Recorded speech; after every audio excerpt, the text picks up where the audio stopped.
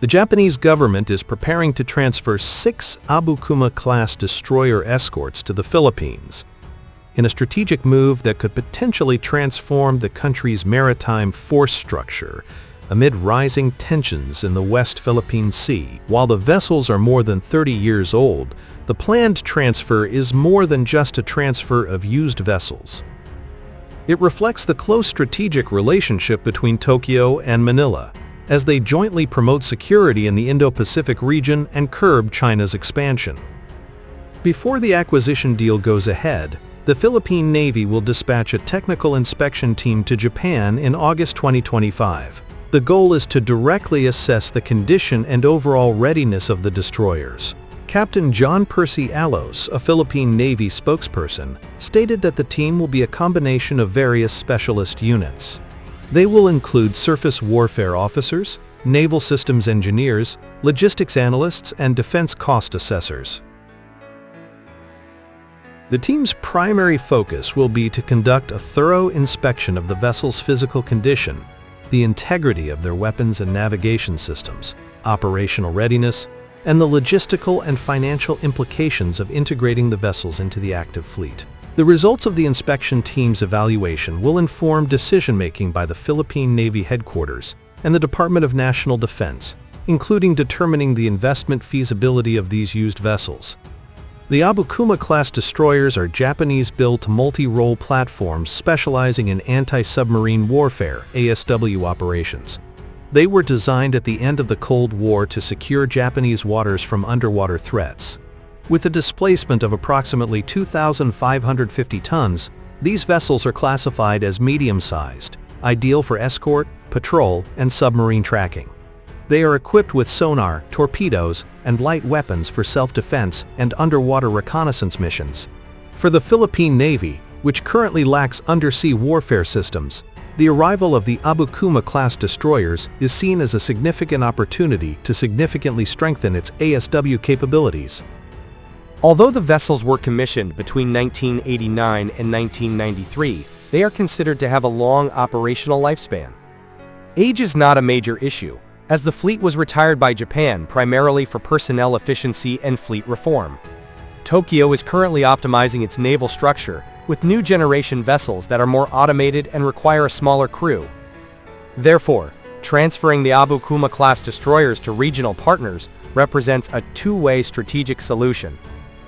A report in the Yomiuri Shimbun Daily stated that Tokyo and Manila have agreed on the basic principles for the export of the destroyers as early as 2025.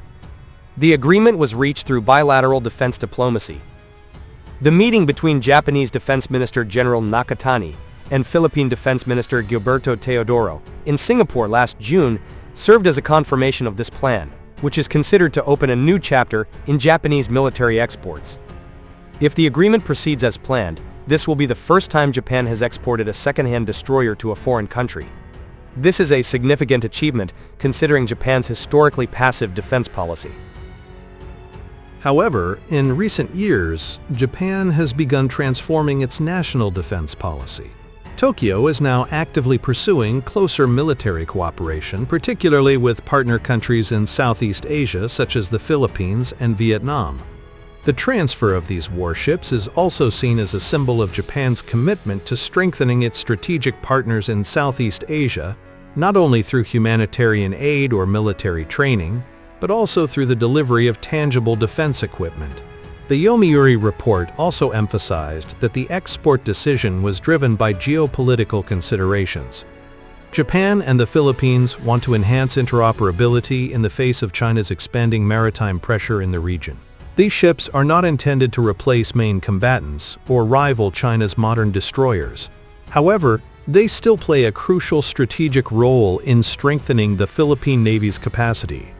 First, these ships allow the Philippines to expand its fleet more quickly and cost-effectively.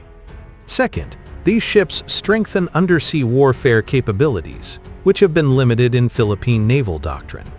Third, the presence of these platforms opens up interoperability with Japanese and United States forces in joint training missions, regional patrol operations, and regional humanitarian response. Fourth, These ships can serve as training platforms for young Philippine officers, filling the gap until the new, domestically produced fleet is completed through a modernization roadmap. And just as importantly, this acquisition carries powerful symbolic significance. It demonstrates that the Philippines is not alone in facing maritime sovereignty challenges. Support from partners like Japan signals regional confidence in Manila.